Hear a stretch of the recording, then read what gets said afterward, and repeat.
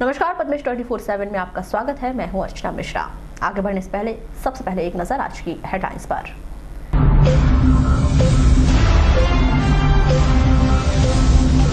हर्षोल्लास के साथ मनाया गया दीपावली का त्योहार। गोवर्धन पूजा के साथ शुरू हो जाएगा मंडई मेले का दौर। दीपावली के अवसर पर बंगाली समाज के लोगों द्वारा किया जा रहा 4 दिवसीय काली पूजन। 25,000 दीपक की रोशनी से जगमगाया शिव साईं मंदिर। 1,000 से अधिक श्रद्धालुओं ने किया रोशन। पॉलिटेक्निक महाविद्यालय में शुरू होगा भोज का स्टडी सेंटर। डिस्टेंस एजुकेशन के छात्रों को मिलेगा लाभ। भूमि विकास बैंक के लाखों रुपए की वसूली करेगा सहकारी बैंक। जल्द शुरू होगा वसूली अभियान।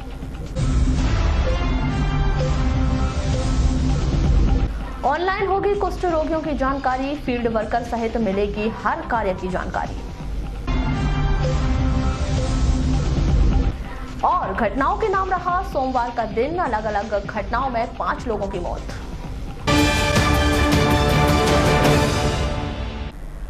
और अब खबरें विस्तार से। लालबरा तहसील में भी कार्तिक अमावस्या के दिन खुशहाली, समृद्धि तथा अंधकार पर प्रकाश की विजय का पर्व दीपावली हर्षोल्लास के साथ मनाई गई। घरों व दुकानों में प्रथम पूज्य भगवान श्री गणेश, माता लक्ष्मी जी, माता सरस्वती जी की विधिवत पूजा अर्चना की गई। दीपावली के दिन लक्ष्मी पूजा की तैयारियों में प्रातःकाल से ही बाजारों में भारी भीड़ रही। लोग माता लक्ष्मी, भगवान श्री गणेश, माता सरस्वती की प्रतिमाएं, फोटो, दिया बत्ती, रुई, लाई, बताशे, कमल, गेंदे के फूलों की माला, आम के पत्तों का तोरण, सजावट की सामग्री, पूजन सामग्री, नारियल, पटाखा व रंगोली आदि की खरीदी करते रहे।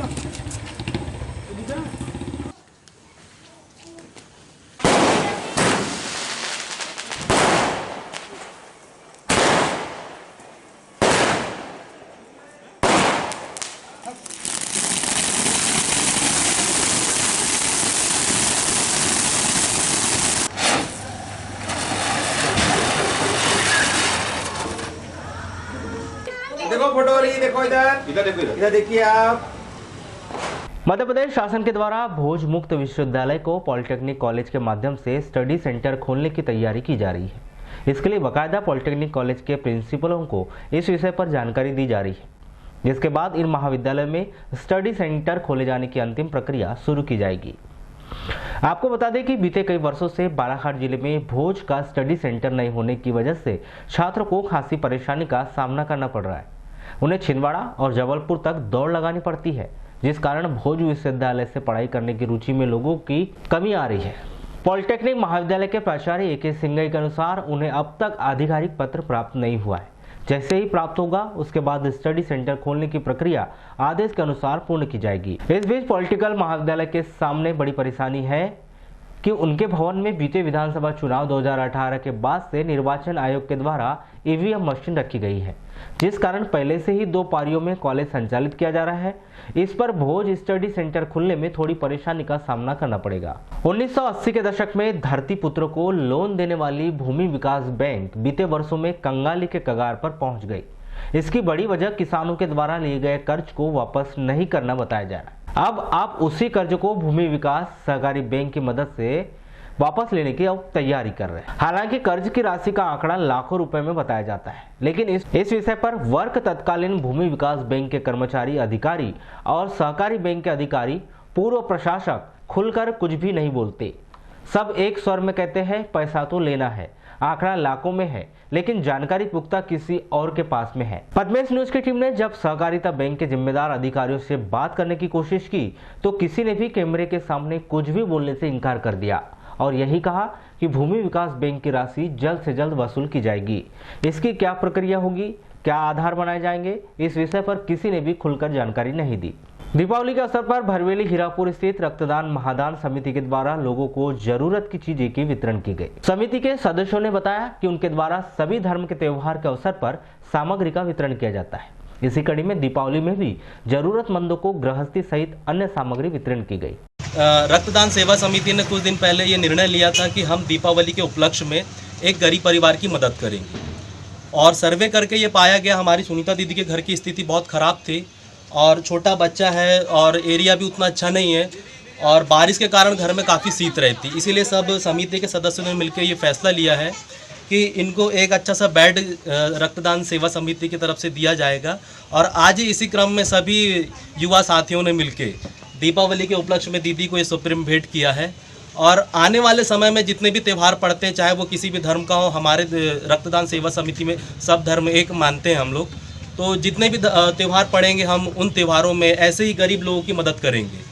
और रक्तदान का ये उद्देश्य है कि रक्त तो हम साथ में देते ही हैं, लेकिन ऐसे भी आपके संपर्क में नज़रों में कोई व्यक्ति आता है जिनकी स्थिति बहुत ख़राब होती है, तो रक्तदान सेवा समिति आपके कंधे से कंधा मिलाकर खड़ी है। जिसके अंतर्गत हमने दीपावली के उपलक्ष्य में हर साल एक गरीब परिवार को अपने तरफ से योगदान देकर त्यौहार में उनकी हेल्प करने का सोचा है, जिसमें हमारी सुनीता दीदी जी हैं, जिनके छोटा सा एक बालक है। और 3 दिन पहले हमने इनके घर में सर्वे करके ये पाया गया कि सोने की उचित व्यवस्था नहीं है, जो कि ठंडी को देखते हुए पूरी समिति की तरफ से दीदी के लिए बेड, बिस्तर और ठंड के लिए वस्त्र दीदी को दिया गया है।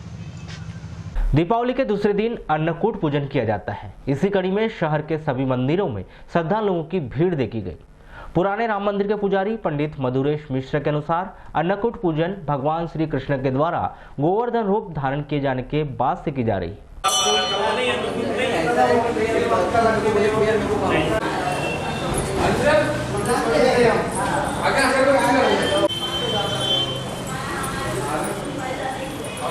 ये भगवान श्री कृष्ण ने जो है गोवर्धन रूप धारण किया था। पहले इंद्र की पूजा होती थी, लेकिन भगवान श्री कृष्ण ने उस पूजन को बंद करवा करके और गोवर्धन पर्व की पूजा शुरू करवाया, जो कि दीपावली के ठीक दूसरे दिन ये मनाया जाता है।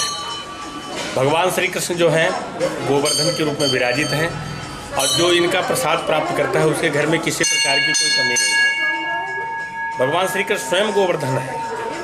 तो इसका अर्थ ये है कि भाई दीपावली भगवान श्री राम जी के शुभागमन पर जब भगवान श्री राम आए तो बड़ा उत्सव मनाया गया, सुंदर जो है दीपक जलाए गए, और उनके पश्चात में भगवान श्री कृष्ण इन्होंने द्वापर में अवतार लिया। तो तुरंत दूसरे दिन ये अन्नकूट के रूप में भगवान श्री कृष्ण की पूजा करने का विधान है। इनका प्रसाद 56 प्रकार का भोग लगा करके उसे प्रसाद प्राप्त करना चाहिए, जो कि लोग घर घर इस उत्सव को मनाते हैं और भगवान का प्रसाद प्राप्त करते हैं। हमारे हिंदू धर्म के बहुत प्रमुख पर्व है। 3.5 मुहूर्तों में इसका एक मुहूर्त का बहुत महत्व है। गोवर्धन पूजन के दिन आधा मुहूर्त कहलाता है। 3 दीपावली के 2 दिन बाद गोवर्धन पूजा का पर्व मनाया जाता है। इसके साथ ही दीपावली के बाद शुरू होने वाले मंडई मेले का दौर भी शुरू हो जाएगा। मुख्यतः अहिर समाज के द्वारा गोवर्धन पूजा का पर्व मनाया जाता है, जिसके साथ सर्वधर्म और सभी पशुपालक इस त्योहार में बड़े ही हर्षोल्लास के साथ मनाते हैं। पौराणिक मान्यताओं के अनुसार भगवान श्री कृष्ण के द्वारा गोवर्धन पूजा की शुरुआत की गई। इसी मान्यता के तहत इस त्योहार को मनाया जाता है। जिला मुख्यालय सहित तहसील और ग्रामीण अंचलों में खिलिया मुठिया पर पूजा और गायक हिरनी की प्रथा का निर्वहन किया जाएगा। इस दौरान अहिर नृत्य भी सब किसी का मन मोह लेते हैं।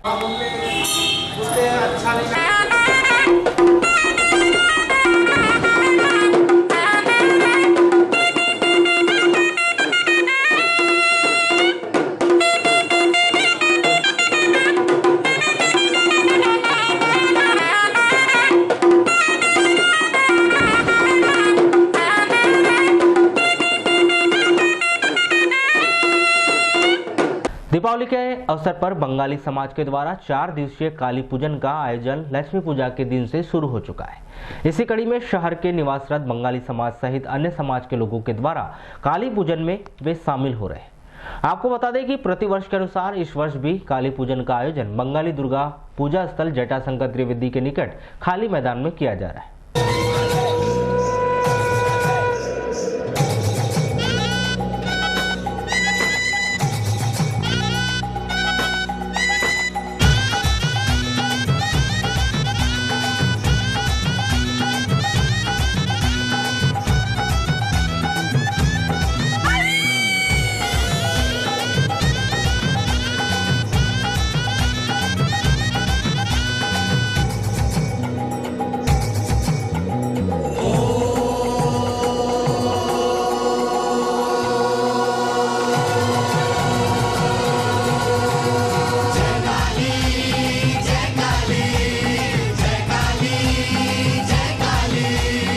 दीपावली के अवसर पर शहर का शिव साई मंदिर दियों की रोशनी से जगमगा उठा। मंदिर के पुजारी पंडित शिव कुमार तिवारी ने बताया कि हर वर्ष की तरह इस वर्ष भी 25,000 से अधिक दिए जलाए जाए। इस अवसर पर भक्तों के द्वारा आकर्षक रंगोली भी उकेरी गई। दीपावली मनाई सुहानी, दीपावली मनाई सुहानी, मेरे साईं के हाथों में जादू का पानी।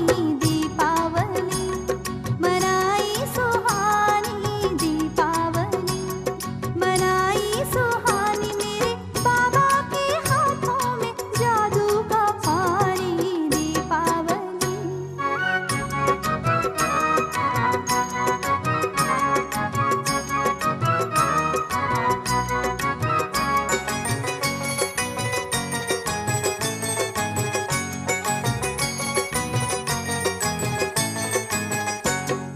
श्रद्धा का दीपक भक्ति की ज्योति, श्रद्धा का दीपक भक्ति की ज्योति, सत्य प्रेम की जलती निशानी, सत्य प्रेम। जैसे कि आप सभी जानते हैं कि यहाँ शिव साई मंदिर है और साईं बाबा ने उस ज़माने में दीपक से जलाए थे, पानी से दीपक जलाए थे। कुछ लोगों ने उन्हें तेल नहीं दिया था तो फिर उन्होंने पानी डालकर उसे दीपक को प्रज्वलित किया था। उसी प्रकार आज लक्ष्मी पूजन है, ये दीपोत्सव मनाया जाता है भारतवर्ष में। और दीपक जलाने से जो अंधेरा का नष्ट होता है, अपने दुखों का नष्ट होता है और दीप प्रज्वलित होते हैं, यानी उजाला आता है, यानी सब अपने शुभ आता है। इसको मानते हुए हम दीपोत्सव मानी दीपावली मनाते हैं। कितने दिए लगाए जा रहे हैं? करीबन यहाँ तो 25,000 से भी ज़्यादा है। वाराणसी के प्राचीन श्री राम मंदिर में 28 अक्टूबर को अन्नकूट और गोवर्धन पूजा पर्व मनाया गया। इस अवसर पर दिन भर नगर के हजारों लोगों ने मंदिर में प्रसाद ग्रहण कर धर्म लाभ अर्जित किया। श्री राम मंदिर ट्रस्ट के अध्यक्ष जयप्रकाश शर्मा ने बताया कि अन्नकूट और गोवर्धन पूजा के कार्यक्रम में सर्वप्रथम श्री राम प्रभु और हनुमान जी का विधि विधान से पूजन करने के बाद गोवर्धन पूजा कर महाआरती के बाद विशाल भंडारे का आयोजन किया गया। इस अवसर पर नगर के गणमान्य नागरिक मौजूद रहे।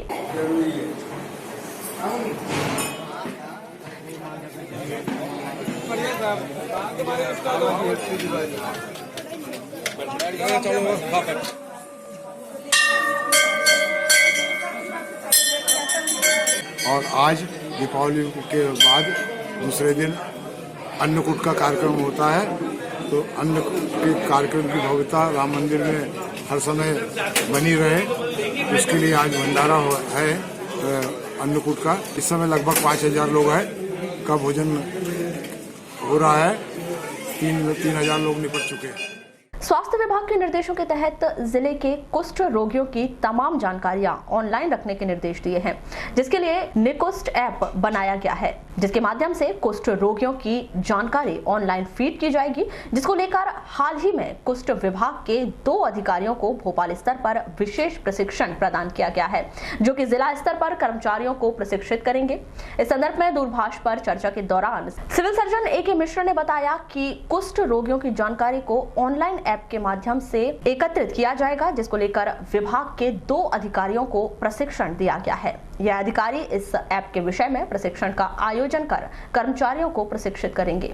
दुग्ध संघ जबलपुर के मुख्य कार्यपालन अधिकारी अजीत निगम ने जिला दुग्ध केंद्र का निरीक्षण किया। इस दौरान जिला दुग्ध केंद्र प्रभारी माधुरी सोनेकर, जिला परियोजना अधिकारी उदय भान सिंह यादव सहित अन्य कर्मचारी मौजूद रहे। निरीक्षण के दौरान CEO श्री निगम ने संबंधित अधिकारी को आवश्यक दिशा निर्देश दिए।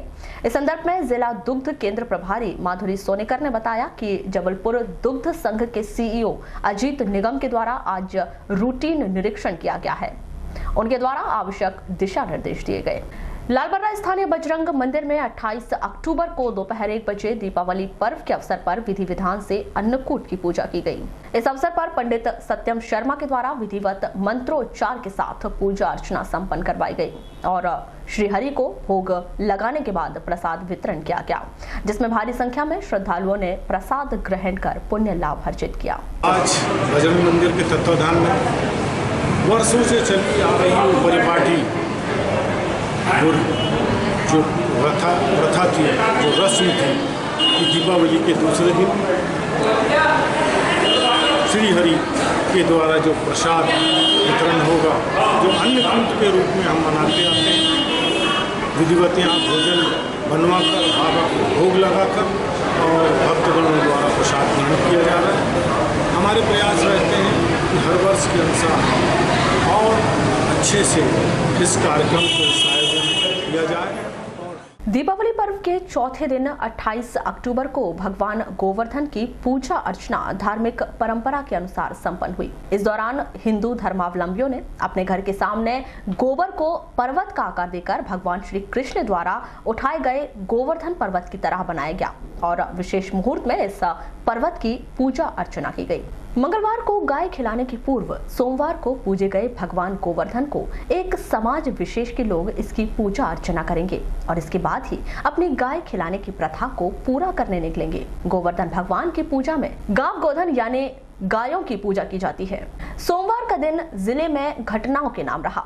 अलग अलग घटनाओं में 5 लोगों की मौत हो गई। कोतवाली थाना क्षेत्र अंतर्गत कुम्हारी निवासी संतोष बनोटे ने जहरीली वस्तु का सेवन कर लिया, जिसकी इलाज के दौरान मौत हो गई। जानकारी के अनुसार दीपावली की रात्रि करीब 3 बजे संतोष पानी पीने उठा। इस दौरान उसकी अचानक तबीयत खराब हो गई, जब उसे जिला अस्पताल में भर्ती कराया गया, जहां डॉक्टरों ने बताया कि शायद संतोष ने कीटनाशक का सेवन कर लिया है, जिसकी वजह से उसकी तबीयत खराब हो गई और इलाज के दौरान उसकी मौत हो गई।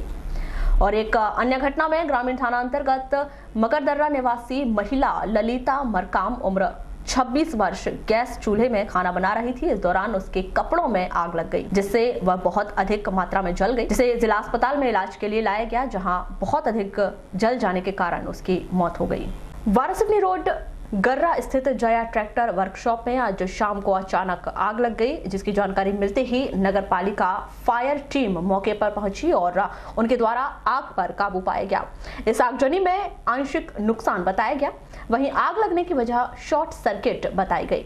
दूरभाष पर चर्चा के दौरान फायर वाहन चालक संदीप सोनेकर ने बताया कि उन्हें कंट्रोल रूम से जानकारी प्राप्त हुई थी कि जया ट्रैक्टर वर्कशॉप में आग लग गई है। उन्होंने मौके पर पहुंचकर आग पर काबू पाया। दुकान की पीओपी सीलिंग जल गया था, लेकिन समय रहते आग पर काबू पा लिया गया। दीपावली के पावन पर्व पर जिला मुख्यालय के करीब स्थित कौमी एकता की मिसाल माने जाने वाला आस्थाना वारिस टेकरी में भी दीपावली का पर्व धूमधाम से मनाया गया। समूचे आस्थाने पर आकर्षक विद्युत सज्जा की गई और मिठाइयों का वितरण किया गया।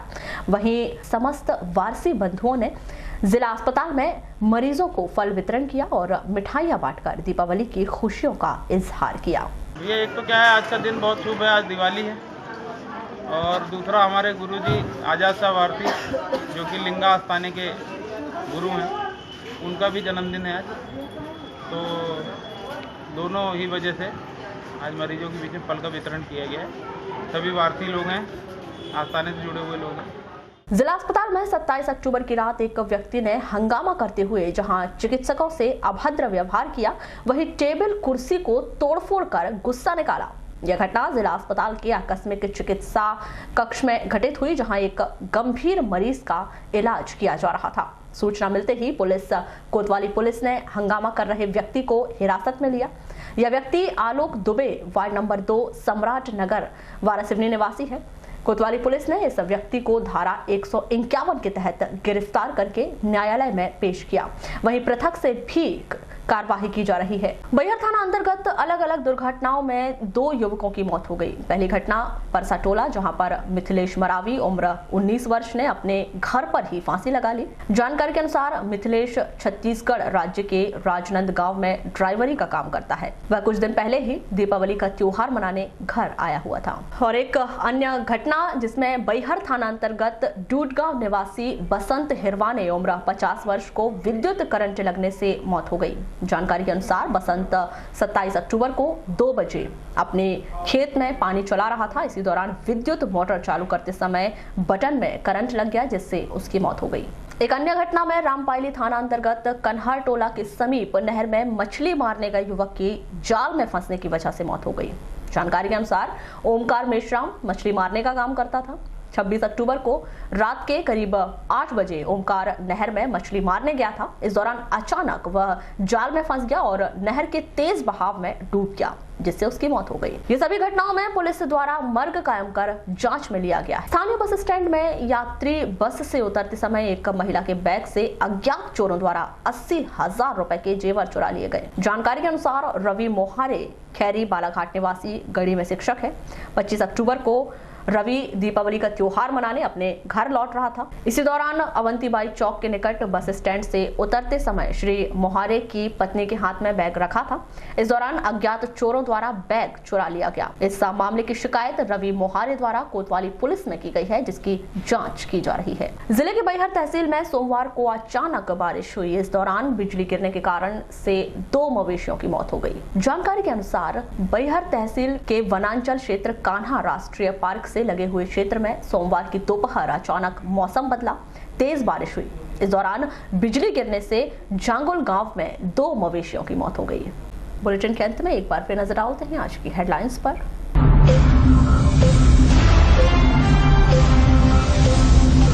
हर्षोल्लास के साथ मनाया गया दीपावली का त्योहार। गोवर्धन पूजा के साथ शुरू हो जाएगा मंडई मेले का दौर। दीपावली के अवसर पर बंगाली समाज के लोगों द्वारा किया जा रहा 4 दिवसीय काली पूजन। 25,000 दीपक की रोशनी से जगमगाया शिव साईं मंदिर। 1,000 से अधिक श्रद्धालुओं ने किया रोशन। पॉलिटेक्निक महाविद्यालय में शुरू होगा भोज का स्टडी सेंटर। डिस्टेंस एजुकेशन के छात्रों को मिलेगा लाभ। भूमि विकास बैंक के लाखों रुपए की वसूली करेगा सहकारी बैंक। जल्द शुरू होगा वसूली अभियान।